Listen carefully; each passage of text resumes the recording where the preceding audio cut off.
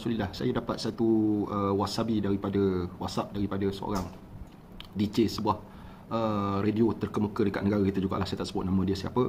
Dia minta saya tengok kepada satu video klip daripada seorang artis yang saya pun tak kenal, nama pun saya tak pernah jumpa nama ni. Video klip tu dikatakan ada kelucahan dekat situ, ataupun dikata sebagai video klip dah macam filem luncah. Jadi saya pun klik lah dekat tu. Sebenarnya tuan-tuan Allah Subhanahu Wa Taala, bila kita dedahkan seperti ni pasti ramai orang pergi tengok.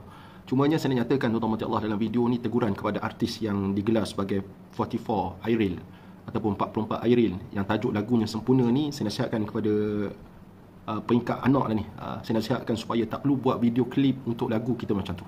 Dan kita perhati tadi dalam video klip memang ada kelucahan, walaupun tidaklah kata lucah sempurnanya sepenuhnya, tetapi wujud kelucahan pada video klip tersebut, dan ianya tidak sepatutnya dipertontonkan pada khalayak.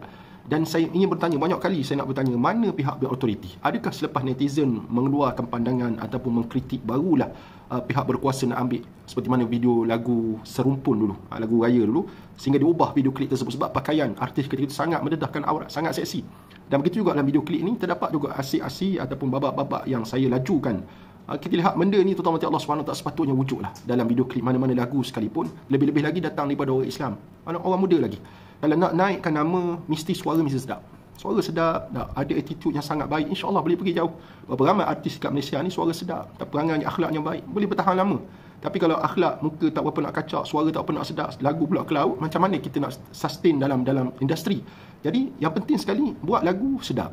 Dan video klip tu biar kena-mengena lah, ataupun ada nilai yang sangat baik untuk dipertontonkan kepada masyarakat. Jadi saya harap pihak berkuasa tolong ambil tindakan. Paling kurang minta dia turunkan video tersebut daripada sosmed YouTube dan sebagainya, dan buat video klip yang baru untuk menggantikan video klip yang ini yang tidak sempurna bagi saya. Walaupun nama lagu ni sempurna tapi tak sempurna.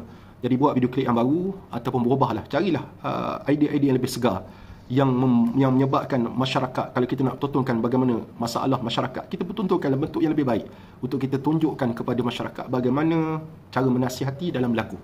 Wallahu ta'ala a'lamu bis-shawab. Saya harap jangan tontonlah. Wallahu a'lam.